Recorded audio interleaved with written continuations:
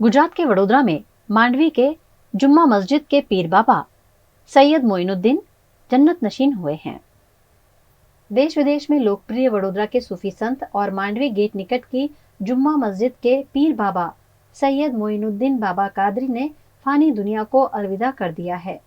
उनके पार्थिव शरीर को दर्शनों के लिए गोसिया मस्जिद निकट के उनके निवास स्थान पर रखा गया था, जहां देश विदेश से हजारों समर्थक उनके दर्शनों के लिए पहुंचे।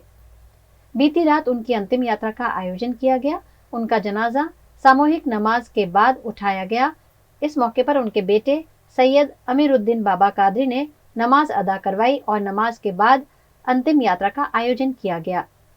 आजवा रोड पर अजीम मिल्लत की दरगाह पर उनकी दफन विधि की गई, जिसमें देश विदेश के सूफी संत और अनुयायी उपस्थित रहे।